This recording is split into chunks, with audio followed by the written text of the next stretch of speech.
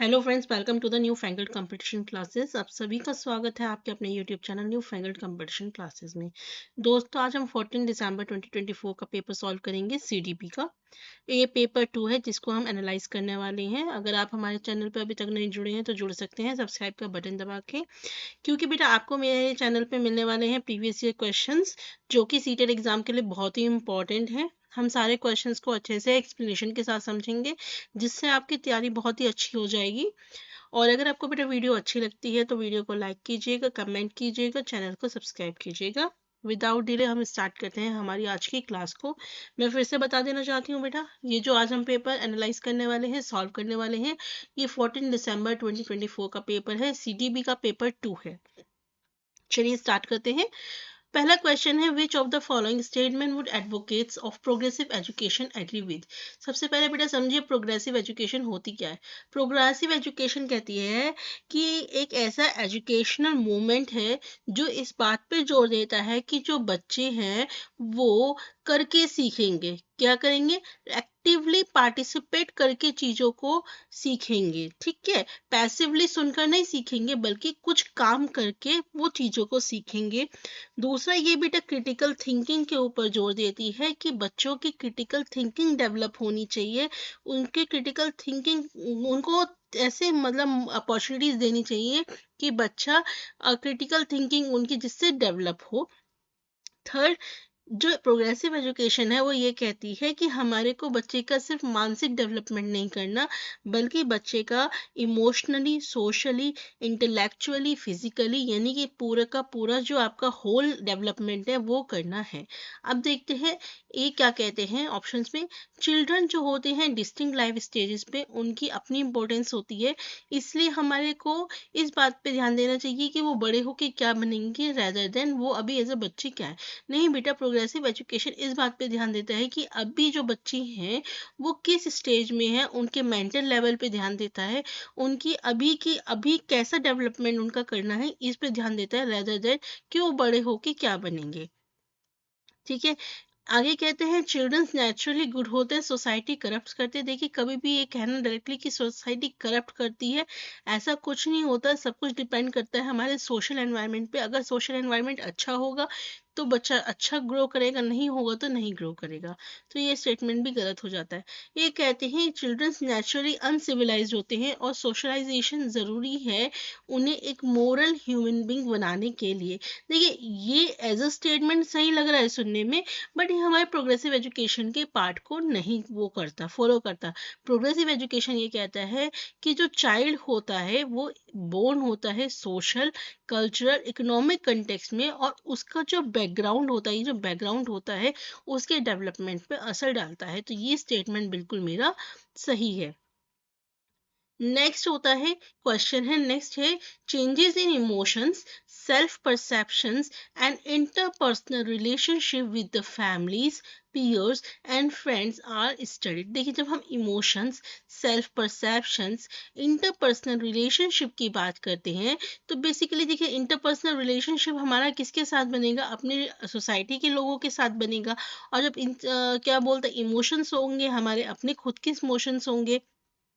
ठीक है, तो ये सब चीज़ें बेटा मेरी कौन से डोमेन के अंदर आती हैं? ये मेरी साइको सोशल डोमेन के अंदर आती हैं। फिजिकल में बेटा हमारी फिजिकल रिलेटेड चीज़ें आती हैं, कॉग्निटिव में हमारा मेंटल रिलेटेड चीज़ें आती हैं और लिंग्विस्टिक में बेटा कुछ कम्युनिकेशन रिलेटेड चीज़ें आती हैं। लेकिन यहाँ पे क्योंकि self perception, interpersonal relationship, emotions की बात की गई है फैमिलीज के साथ, पीयर्स के साथ, जब फैमिली पीयर्स का वर्ड यूज हो गया तो इसका मतलब क्या है? एक सोशल एनवायरनमेंट की यहाँ पे बात की गई है। तो इसलिए इसका आंसर क्या हो जाएगा? Psycho social domain. ठीक है, चलिए नेक्स्ट क्वेश्चन की तरफ चलते हैं, देखते हैं नेक्स्ट क्वेश्चन में क्या बोला गया है। The behaviour, interest, attitude, skills and personality traits that a culture consider appropriate for specific gender are refer to as. वो behaviour, interest, attitude, skills, personality जो कि एक कल्चर सही समझता है। देखिए, अब दो वर्ड होते हैं, एक होता है जेंडर आइडेंटिटी, एक होता है जेंडर रोल्स। तो दोनों में फर्क समझिए क्या होता है। जेंडर आइडेंटिटी क्या है? जेंडर आइडेंटिटी है कि हम अपने आप को किस तरीके से देखते हैं। और जेंडर रोल्स क्या है? जेंडर रोल्स वो होते हैं जो कि सोसाइटी हमारे लिए अप्रोप्रिएट समझती है। फॉर एग्जाम्पल, आप एक मैन, आप विमेन हैं, आप क्या हो, एक गर्ल हो या वुमेन हो, ठीक है। आप अपने आप को एक बैट्समैन की तरह देखते हो, आप अपने आप को एक बैट्समैन की तरह देखते हो, तो ये क्या है? आपकी जेंडर आइडेंटिटी है। क्या है? जेंडर आइडेंटिटी है एक तरीके से कि आप अपने आप को एक बैट्समैन की तरह देखते हो, एक खिलाड़ी की तरह देखते हो जो बैटिंग कर सकती है। लेकिन जो सोसाइटी है वो कहती है क्योंकि आप वुमेन हो, तो you can not be a bats person, you can be only a cook. आप एक कुक बन सकती हो, आप एक शेफ बन सकती हो। तो ये क्या है? ये सोसाइटी ने आपके लिए डिसाइड करा है कि आप क्या क्या रोल प्ले करोगे। तो जब हमारी सोसाइटी डिसाइड करती है कि हम क्या रोल प्ले करेंगे, तो वो क्या हो जाता है? Gender role. यानी कि सोसाइटी ने हमारे जेंडर के बेसिस पे एक रोल डिसाइड कर दिया। और जब हम अपने आप को किस तरीके से कंसीडर करते हैं, हमारी इंटरनल फीलिंग्स क्या है, हम अंदर से कैसे हैं, जब हम इन सब चीज़ों की बात करते हैं तो उसको बोलते हैं जेंडर आइडेंटिटी। अब क्वेश्चन पे आते हैं। क्वेश्चन क्या कहते हैं कि behaviour, interest, attitude, skills, personality, ये सभी ट्रेड्स जब कल्चर हमारे लिए अप्रोप्रिएट समझती है किसी स्पेसिफिक जेंडर को, तो उसे हम क्या बोलते हैं?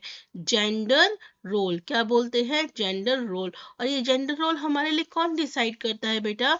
ये हमारे लिए कल्चर डिसाइड करता है। क्या करता है? हमारे जो कल्चर होता है वो डिसाइड करता है। तो देखते ऑप्शन कौन सा आएगा?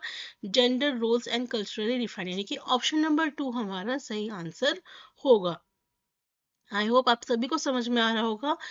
चलिए नेक्स्ट क्वेश्चन की तरफ चलते हैं।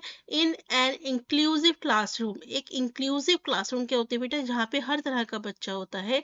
All curriculum adaptation should be directed to lower the educational standard for special children. देखिए कहते हैं क्योंकि एक इंक्लूसिव क्लासरूम है तो हमारे को जितना भी करिकुलम है उसका जो स्टैंडर्ड है वो लो कर देना चाहिए स्पेशल चिल्ड्रन के लिए। नहीं बेटा, हमें एजुकेशनल स्टैंडर्ड को लो नहीं करना, हमारे को क्या करना है?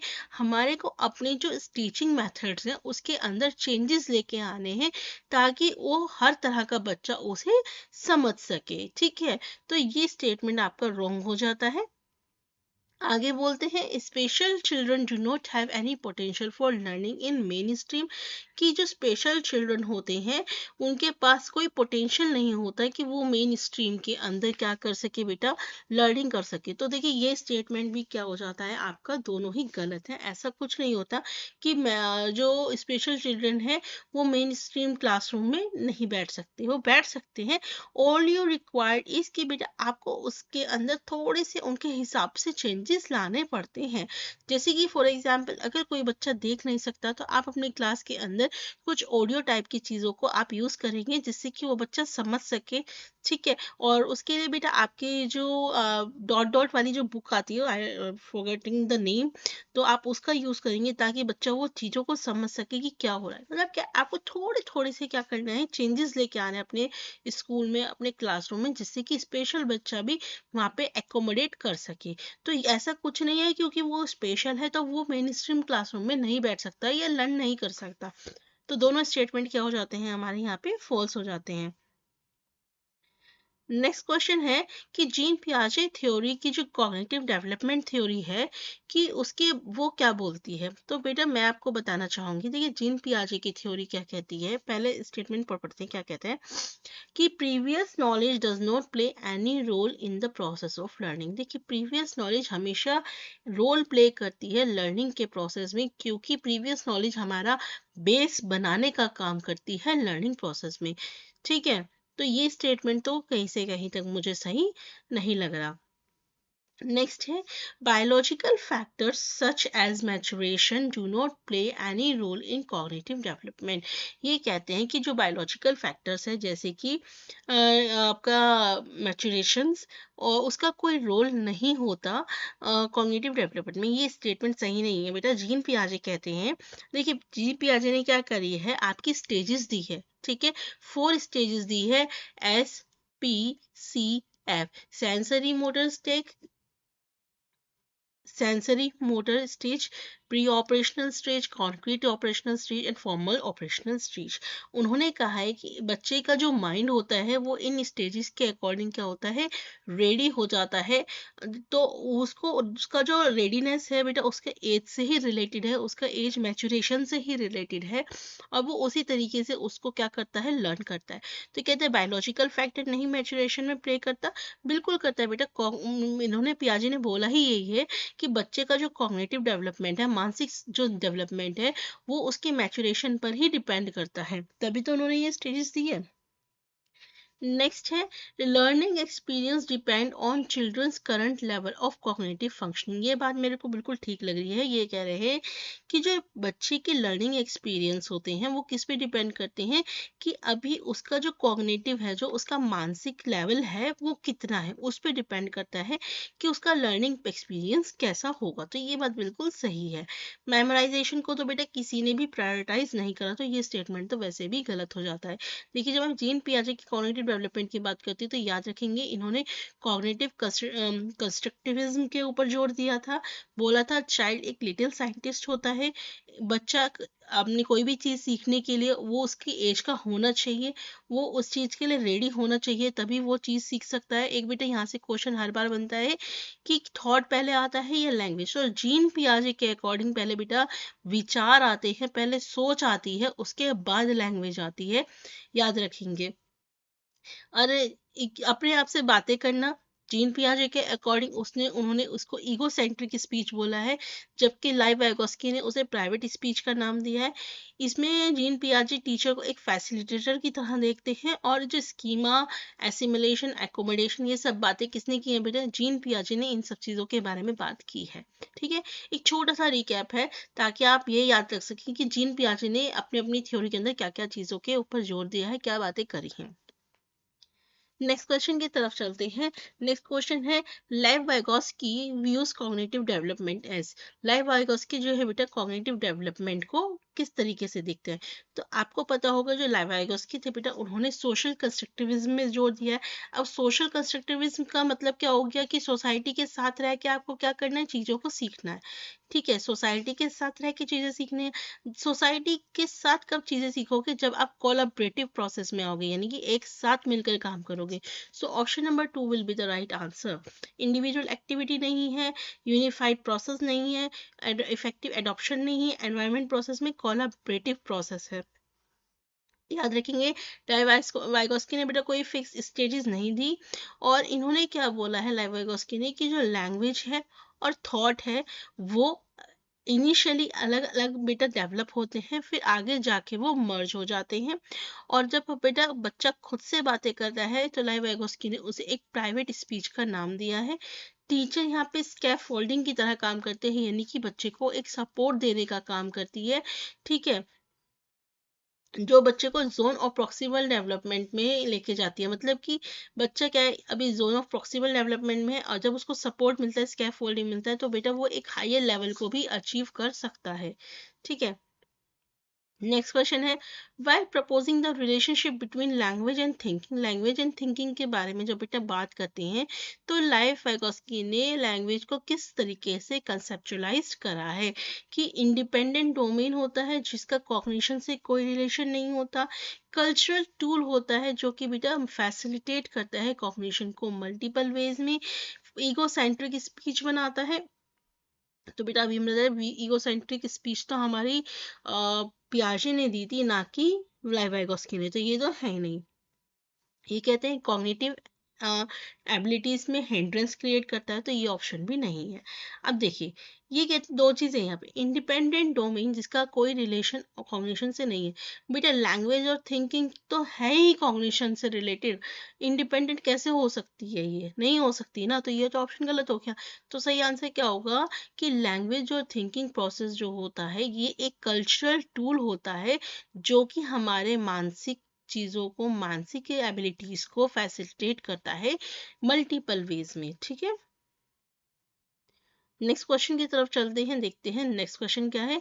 Which of the following is an example of performance goal orientation. देखिए, अब इसमें हमें पूछा गया है कि परफॉर्मेंस गोल ओरिएंटेशन का एग्जाम्पल क्या होता है। तो इसके लिए पहले आप ये समझिए कि परफॉर्मेंस गोल ओरिएंटेशन होता क्या है। देखिए, परफॉर्मेंस गोल ओरिएंटेशन होता है बेटा, जो आपका कंपिटेंसी पे, जो आपका किस पे जोर देता है। हाई ग्रेड्स, हमें ग्रेड्स हाई लाने हैं, पीयर से आउट परफॉर्म करना है, outperforming peers to gain external validation. मतलब हमें औरों से, जब हम औरों से कंपेयर करते हैं, परफॉर्मेंस गोल मतलब जब हम दूसरों से कंपेयर करते हैं, इसलिए। तो अब देखते हैं इसमें से एग्जाम्पल कौन सा है। Student studies hard to further her own growth. अगर बच्चा बेटा अपनी ग्रोथ के लिए कोई चीज कर रहा है तो वो परफॉर्मेंस गोल ओरिएंटेशन में तो आ ही नहीं सकता। तो ये नहीं है। स्टूडेंट हार्ड करता है study to achieve a deep understanding. तो यहाँ पे भी बेटा वो अपने लिए कर रहा है, दूसरों को दिखाने के लिए कुछ नहीं कर रहा, तो ये भी नहीं है। स्टूडेंट हार्ड करता है टू गेट गुड ग्रेड्स। अभी हमने कहा जब वो गुड ग्रेड्स के लिए कर रहा है, ये दूसरों से अच्छा बनने के लिए कोई चीज कर रहा है, तो वो किसका एग्जाम्पल हो जाता है, performance goal orientation. So option number 3 will be the right answer. ठीक है, चलिए नेक्स्ट क्वेश्चन की तरफ चलते हैं, देखते हैं नेक्स्ट क्वेश्चन में क्या बोला गया है। Following live Vygotsky ideas a teacher should. Live Vygotsky के आइडियाज को फॉलो करते हुए एक टीचर को क्या चीज करनी चाहिए। Participate, practice reciprocal teaching with her students, कि अपने जो स्टूडेंट्स हैं उनके साथ रेसिप्रोकल टीचिंग पे मतलब ध्यान करना चाहिए। तो देखिए बेटा, ये बात बिल्कुल ठीक है, क्योंकि इसमें क्या होता है ना, रेसिप्रोकल टीचिंग क्या होता है, रेसिप्रोकल टीचिंग एक तरीके से ऐसे मतलब टीचिंग होती है जिसमें क्या होता है, बच्चा एक टीचर की तरह बिहेव करता है। ठीक है, तो जब वो टीचर की तरह बिहेव करेगा तो वो एक्टिवली उस चीज को लर्न करेगा, प्रैक्टिस करेगा। नेक्स्ट है कि हमें कल्चरल टूल्स का यूज नहीं करना चाहिए। बेटा ये तो है ही, सोसाइटी से रिलेटेड कल्चरल टूल्स का यूज तो होएगा ही, तो डिस्करेज तो हम कर नहीं सकते। Disseminate the knowledge to be memorized by the student. विद्यार्थियों को बेटा कंठस्थ करने के लिए प्रयास करना चाहिए, बिल्कुल भी नहीं करना चाहिए। और बच्चे को compete करने के लिए दूसरों से करना चाहिए, बिल्कुल भी नहीं compete करना चाहिए। तो एक ही ऑप्शन मेरे पास रह जाता है, practice reciprocal teaching with her student, कि स्टूडेंट के साथ रेसिप्रोकल टीचिंग हमारे को करनी चाहिए। इससे बच्चों के अंदर अंडरस्टैंडिंग आती है, कोलैबोरेशन आता है और स्कैफोल्डिंग प्रोवाइड होती है। चलिए नेक्स्ट एग्जाम्पल है, सॉरी नेक्स्ट क्वेश्चन है, which of the following are the effective strategies to teach new concept. अगर बच्चों को मुझे नए कंसेप्ट पढ़ाने हैं तो मुझे क्या चीज़ बेटा प्रेजेंट करनी चाहिए। तो एग्जाम्पल्स प्रेजेंट करने चाहिए, ये तो आप सभी को पता है कि मैम एग्जाम्पल्स देने चाहिए। क्या हमें नॉन एग्जाम्पल्स भी देने चाहिए, बिल्कुल देने चाहिए बेटा, क्योंकि जो नॉन एग्जाम्पल्स होते हैं वो बाउंड्रीज को क्लैरिफाई करते हैं कि ये जो कंसेप्ट हम पढ़ा रहे हैं। देखिए एग्जाम्पल्स क्या है कि एग्जाम्पल से बताता है कि ये कंसेप्ट हम किस चीज़ के बारे में पढ़ा रहे हैं। ठीक है, और जो नॉन एग्जाम्पल्स होते हैं वो हमें ये बताते हैं कि ये कंसेप्ट किस चीज़ के बारे में नहीं है। ठीक है, नेक्स्ट क्या है, प्रमोटिंग थिंकिंग अबाउट रिलेशनशिप्स। बिल्कुल सही बात है बेटा, हमें क्या करना चाहिए कि जो हमारे रिलेशनशिप्स हैं, जो स्कीमाज हैं, जो लिंकिंग है, नई मटेरियल को यानी कि न्यू नॉलेज को जो प्रीवियस नॉलेज है उनके साथ लिंक करना चाहिए। क्या हमें giving definition and encouraging student, बिल्कुल बिल्कुल भी नहीं बेटा, ये तो बिल्कुल नेगेटिव आ गया यहाँ पे कि रोटे मेमोराइजेशन को हमें एनकरेज करना ही नहीं है। So option number 4 will be the right answer. ठीक है, ओके। सो नेक्स्ट क्वेश्चन है, in which of the following method teachers and student interchange their role. बेटा मैंने अभी अभी आपको बताया था कि कौन से मेथड के अंदर स्टूडेंट और टीचर जो होते हैं अपना रोल चेंज करती हैं, तो वो कौन सी होती है बेटा, जल्दी से बताइए। अभी अभी मैंने आपको बताया, वो होती है रेसिप्रोकल टीचिंग। क्या होती है, रेसिप्रोकल टीचिंग होती है, जिसमें बच्चे स्टूडेंट की तरह, स्टूडेंट और बड़ों की तरह वो करते हैं, ठीक है, बिहेव करते हैं। नेक्स्ट क्वेश्चन है, Veena Fiza analysis that she has more problem in learning topic X than in learning topic Z. Fiza है, उसने ऐसा एनालाइज किया कि उसे कोई टॉपिक एक्स है उसे लर्निंग करने में ज़्यादा दिक्कत होती है टॉपिक जेड से, because she is interested in topic Z, क्योंकि उसे टॉपिक जेड ज़्यादा इंटरेस्टिंग लग रहा है, and is paying focus attention to it, और उसका इसलिए ध्यान भी उस पर ही ज़्यादा जा रहा है। Which of the following construct describe Fiza Fiza's ability to analyse her thinking. तो इनमें से बेटा कौन सा कंस्ट्रक्ट है जो कि फिजा की जो एबिलिटीज है एनालाइज करने की थिंकिंग की, वो उस चीज को डिस्क्राइब करता है। तो बेटा वो कौन सी है? मेटाकॉग्निशन। मेटाकॉग्निशन क्या होता है? थिंकिंग अबाउट थिंकिंग, या फिर अपनी जो, देखिए याद रखेंगे मेटाकॉग्निशन का मतलब क्या होता है? थिंकिंग अबाउट थिंकिंग, यानी कि जो हम सोच रहे हैं उसके बारे में भी सोचना। अगर मैं सिंपल शब्द में कहूं तो awareness and understanding of one's own cognitive process. कहने का मतलब क्या है कि हम क्या सोच रहे हैं, हम क्या समझ रहे हैं, जब हमें इसके बारे में अंडरस्टैंडिंग आ जाती है, उसके बारे में हम अवेयरनेस आ जाते हैं, जब हम अपनी सोच के बारे में सोच पाते हैं, तो उसे हम क्या बोलते हैं? मेटाकॉग्निशन बोलते हैं। थिंकिंग अबाउट थिंकिंग, याद रखेंगे। ठीक है, चलिए नेक्स्ट क्वेश्चन की तरफ चलते हैं, देखते हैं नेक्स्ट क्वेश्चन में क्या बोला गया है। Harvard Gardner's theory of multiple intelligence proposes that, जो बेटा हार्वर्ड गार्डनर की थ्योरी थी इन मल्टीपल इंटेलिजेंस की, वो क्या बोलती है? वो कहती है कि intelligence can successfully predict academic success. देखिए सिर्फ एकेडमिक सक्सेस होने से ये नहीं कहा जा सकता कि बच्चा इंटेलिजेंस है। इंटेलिजेंस चेंजेस ओवर टाइम, ये बात बिल्कुल सही है कि जो इंटेलिजेंस होता है बेटा समय के साथ आपका बदलता रहता है। ठीक है, इंटेलिजेंस देखिए कभी भी, पहली बात तो ये हमेशा याद रखेंगे, जरूरी नहीं है कि जो बच्चा है वो हमेशा एक ही चीज के अंदर इंटेलिजेंट हो। वो उसके बहुत सारे फिक्स मतलब बहुत सारे आपकी क्या हो सकते हैं, डायमेंशंस हो सकती हैं जहाँ पे वो आपका अच्छा हो सकता है। ठीक है, और साथ में क्या है, जो इंटेलिजेंस है समय के साथ चेंज हो सकती है, ये बात तो बिल्कुल ठीक है। नेक्स्ट है इंटेलिजेंस इज प्राइमरली इनहेरिटेड। कहते हैं कि जो इंटेलिजेंस है वो इनहेरिटेड होती है। मेरा इनहेरिटेड देखिए पूरी तरीके से नहीं कह सकते, क्योंकि ऐसा देखा गया है कि जरूरी तो नहीं है कि पेरेंट्स इंटेलिजेंट हो तो बच्चा भी इंटेलिजेंट होगा। बहुत सारे ऐसे केसेस होते हैं जहाँ पेरेंट्स इंटेलिजेंट होते हैं बच्चा नहीं होता, तो ऐसा जरूरी नहीं होता। ये बेटा हमारे कल्चर से, ट्रेनिंग से, बहुत सारी चीज़ों से शेप होता है, तो ये भी नहीं है। Intelligence can be measure accurately and predicted. क्या हम क्या इंटेलिजेंस को एक्यूरेटली और प्रिडिक्ट कर सकते हैं? प्रिसाइसली नहीं कर सकते बेटा, हम बिल्कुल कोई चीज़ एक्यूरेट नहीं बता सकते इंटेलिजेंस को। तो इसमें से बेस्ट ऑप्शन यही है, intelligence change over time. Next question चलते हैं। while there exists a possibility of intra-group individual difference, yet most students with autism, हालांकि अंतर समूह व्यक्तिगत भिन्नताओं की संभावना मौजूद है, फिर भी स्वलीनता वाले अधिकांश विद्यार्थी perform superior skills of imaginative play, acquire advanced socio-emotional reciprocity, demonstrate advanced communication skills, express strict adherence to routine or step।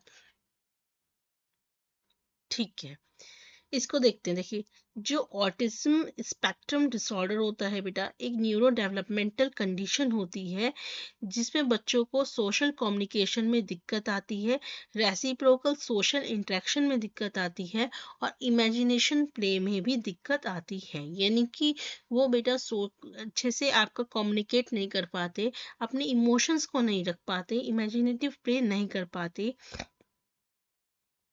ठीक है, इन जबकि जो इंडिविजुअल जो ऑटिज्म स्पेक्ट्रम के हैं वो बहुत मतलब वेराई करते हैं, किसकी वजह से? इंटर ग्रुप इंडिविजुअल डिफरेंस की वजह से। ठीक है, तो अब क्वेश्चन क्या है कि पॉसिबिलिटी है, well there exist a possibility of inter group individual difference, लेकिन फिर भी ज़्यादातर स्टूडेंट जो होते हैं ऑटिज्म को बेटा वो स्ट्रिक्ट होते हैं कि वो जो रूटीन और जो वो स्टेप्स फॉलो करते हैं वो उसी के साथ ही क्या रहते हैं, बंधे हुए रहते हैं, स्ट्रिक्ट रहते हैं, उनको चेंज लाने में उनमें दिक्कत आती है। नेक्स्ट क्वेश्चन है, creating an environment of fear and stress keeps students on their toes and facilitate meaningful learning. Learning is only governed by extrinsic factor. तो रीजन तो बेटा एब्सोल्युटली गलत है, ये तो आपको समझ में आ ही गया होगा। ठीक है, अब फर्स्ट की बात करते हैं कि एक ऐसा एनवायरनमेंट क्रिएट करना कि जहाँ डर हो, स्ट्रेस हो, क्या वो एक अच्छा फैसिलिटेट करता है मीनिंगफुल लर्निंग के लिए? बिल्कुल भी नहीं करता। दोनों ही स्टेटमेंट आपके क्या है, गलत है। नेक्स्ट क्या है, N example of class inclusion. Class inclusion का बेटा एग्जाम्पल है, assertion है, Lokesh has trouble with classifying one concept Delhi as a subset of another India. ठीक है, एक लोकेश है जिसको बेटा एक कंसेप्ट है, ठीक है, जिसमें उसको दिक्कत आती है, जैसे कि मतलब सबसेट क्रिएट करने में दिक्कत आती है। रीजन क्या है, how understanding how emotions affect memory and learning can lead to self regulated learning.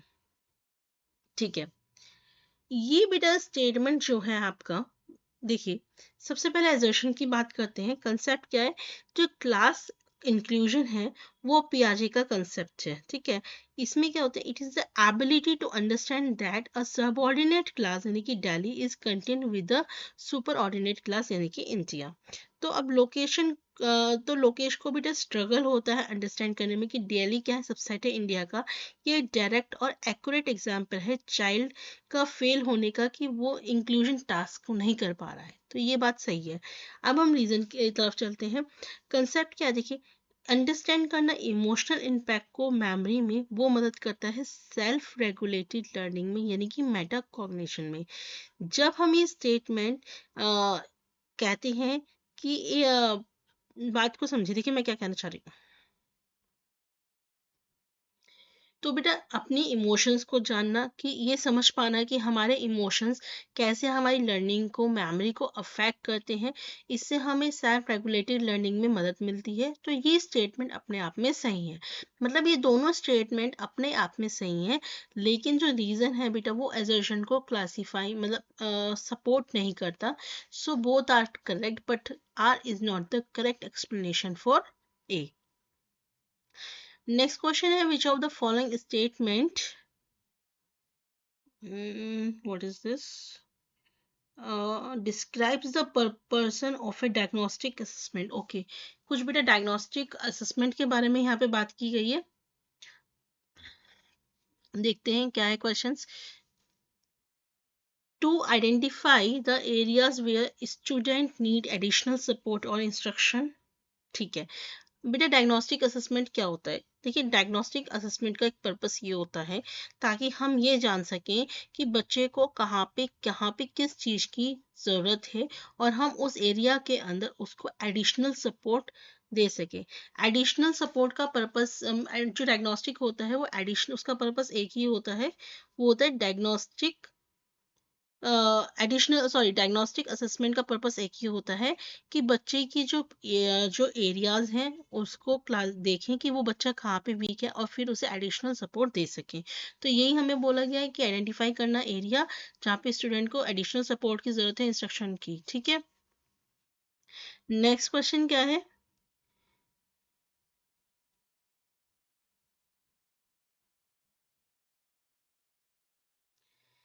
देखिए नेक्स्ट क्वेश्चन में बोला गया है 10-year-old Kakoli is struggling with the difficult math problem. Math में बेटा उसे प्रॉब्लम होती है। What can her teacher do to enhance her problem solving skills. उसकी प्रॉब्लम सॉल्विंग स्किल्स को एनहेंस करने के लिए टीचर क्या कर सकता है, उसे बड़ी सी अच्छी सी पनिशमेंट देगा? नो बेटा। सोल्यूशन देगा प्रॉब्लम का? नहीं। देखिए कभी भी प्रॉब्लम का डायरेक्ट सॉल्यूशन देना बच्चों को कभी उसकी प्रॉब्लम सॉल्विंग स्किल्स को इम्प्रूव नहीं करेगा। Tell her to skip the problem and move on to the next one, नहीं बेटा बिल्कुल भी नहीं। आपने अगर प्रॉब्लम स्किप कर दी तो बच्चा हमेशा उस प्रॉब्लम से डरेगा। Encourage her to keep trying and offer scaffolding when needed. हमें क्या करना है, बच्चे को एनकरेज करना है कि वो उसे को सॉल्व करने की कोशिश करें, प्लस हमें क्या करना है, बच्चे को स्कैफ फोल्डिंग प्रोवाइड करना है, यानी कि बच्चे को जो चीज़ समझ में नहीं आ रही, हमारे को उसको बेटा वो सपोर्ट प्रोवाइड करना है कि वो बच्चा उस चीज़ को सब खुद से कोशिश करे, ट्राई करे। हमें हिंट्स देने हैं बच्चे को, जिससे कि बच्चा क्या करे, उसको खुद से कोशिश करे। हमें पूरा का पूरा सोल्यूशन नहीं देना, हमें बच्चे को हिंट्स देने हैं।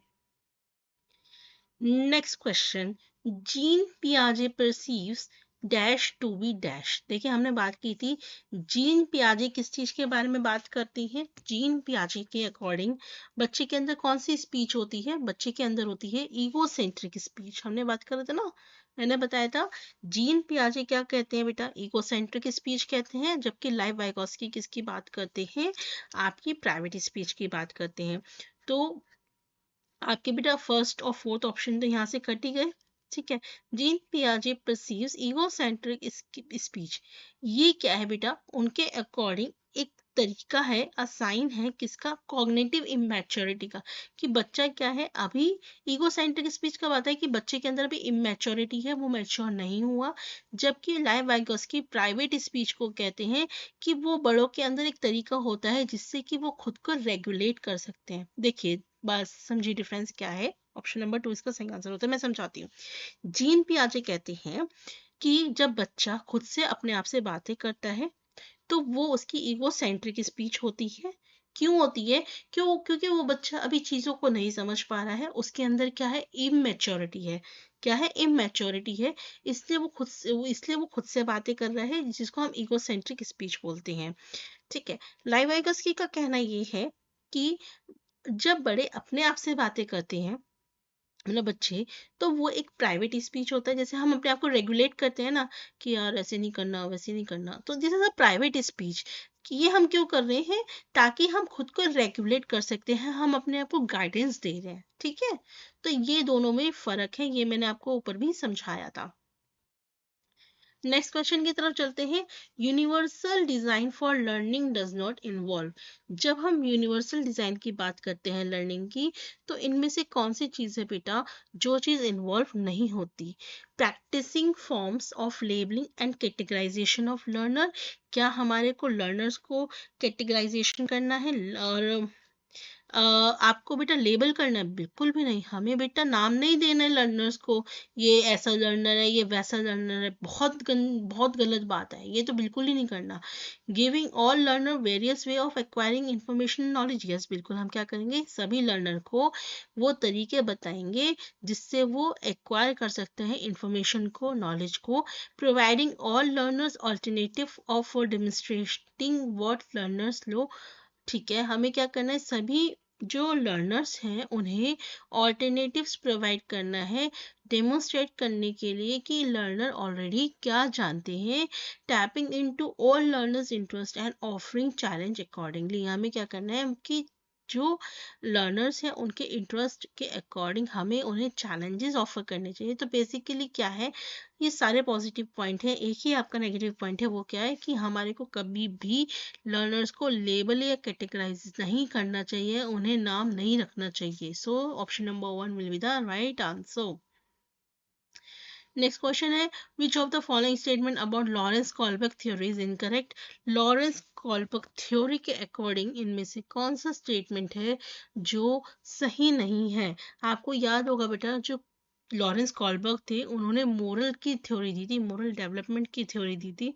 इसमें से उन्होंने कौन सी बात करेक्ट बताइए। Okay, it takes into account effect of culture and gender on moral reasoning. ये कहते हैं कल्चर और जेंडर से मोरल रीजनिंग पे इफेक्ट पड़ता है। It does not specify exact stage for progression of moral development in the children. उन्होंने बेटा कोई स्टेजेस नहीं बताई, स्टेजेस तो बताइए, आप सभी को पता है। It is based on the study done through experimental method, no. It present conflicting situations to the children, yes. बेटा लॉरेंस कॉलबर्ग थ्योरी के अंदर क्या चीज रिप्रेजेंट की गई है, वो ये रिप्रेजेंट करा है, किया गया है कि किस तरीके से बच्चों के अंदर क्या होते हैं, कॉन्फ्लिक्शंस आते हैं, क्या आते हैं, कॉन्फ्लिक्शंस आते हैं वेरियस सिचुएशन में, तभी तो ये मोरल डेवलपमेंट थ्योरी है। तो option number 4 is the right answer. Next question की तरफ चलते हैं, देखते हैं नेक्स्ट क्वेश्चन में क्या बोला गया है।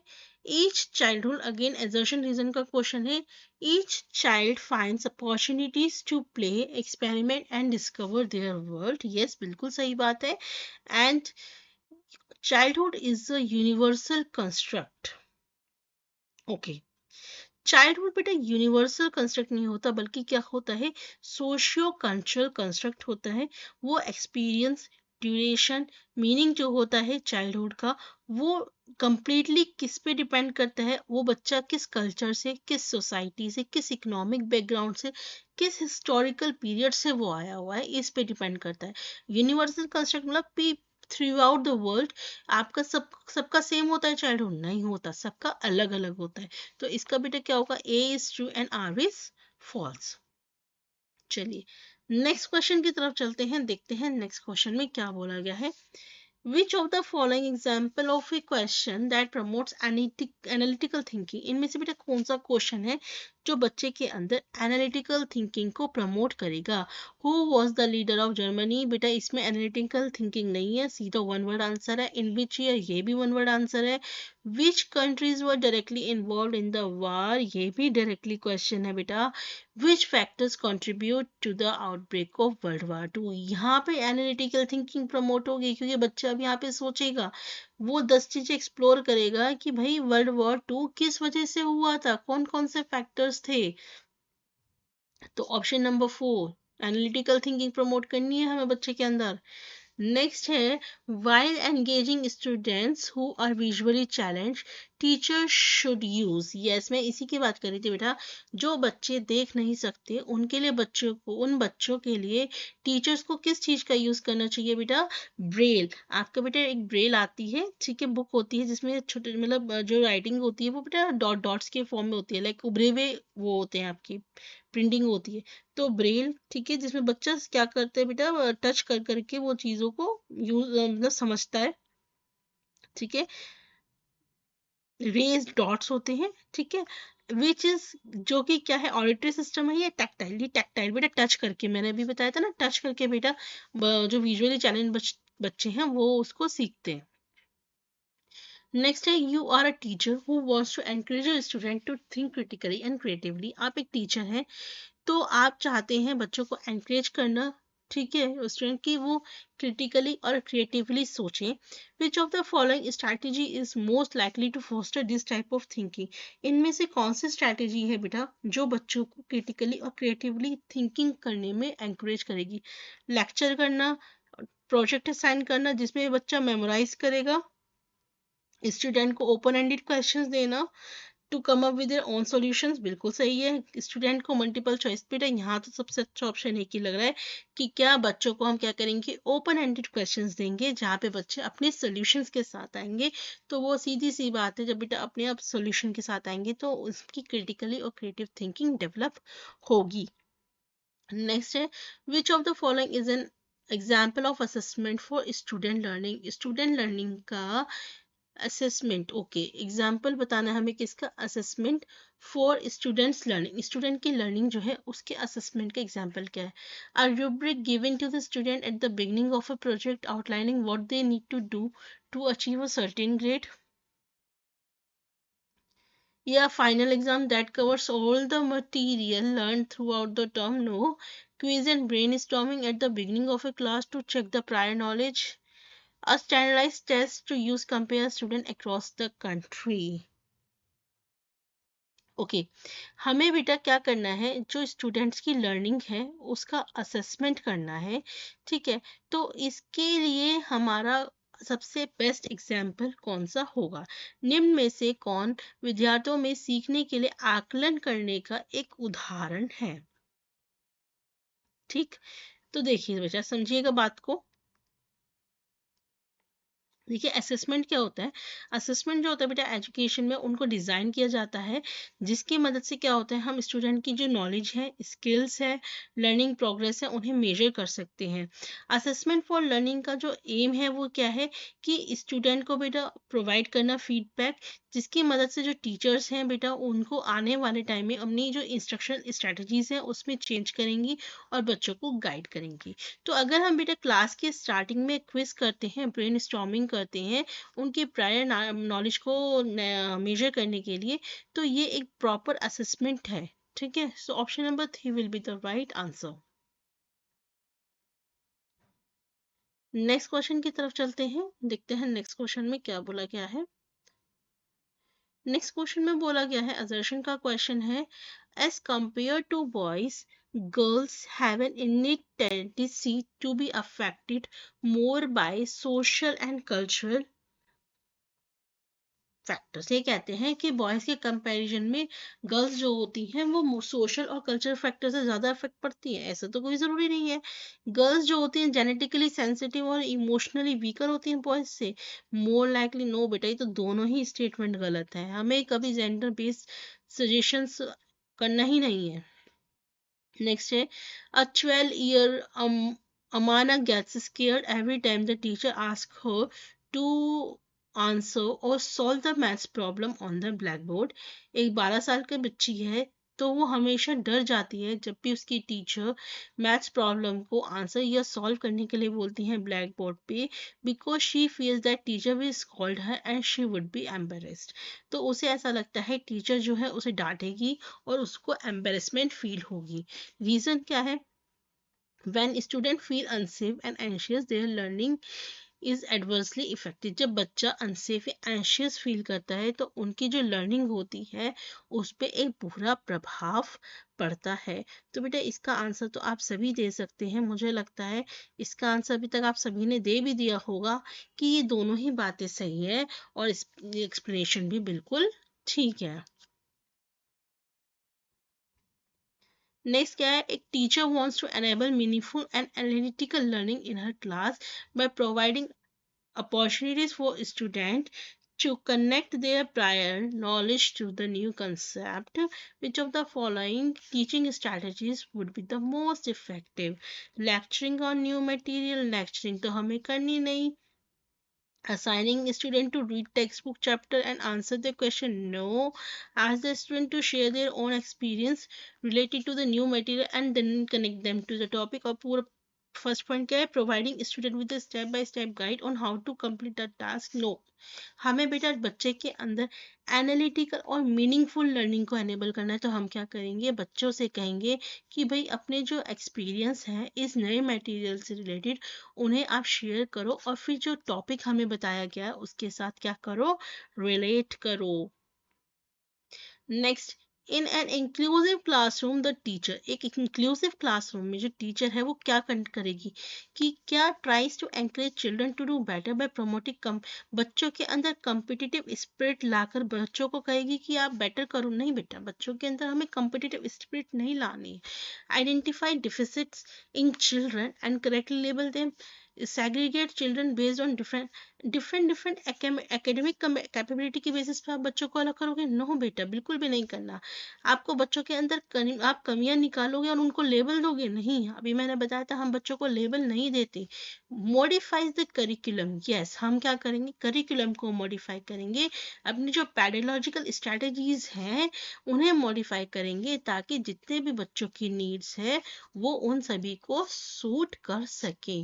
So guys this is all. हमने 30 क्वेश्चंस 14 दिसंबर 2024 के पेपर के सॉल्व कर लिए हैं। अगर आपको वीडियो अच्छी लगी है, इंफॉर्मेटिव लगी है, हेल्पफुल लगी है तो प्लीज़ वीडियो को लाइक कीजिए, चैनल को सब्सक्राइब कीजिए। मिलेंगे नेक्स्ट वीडियो में नेक्स्ट क्वेश्चन पेपर के साथ। Thank you.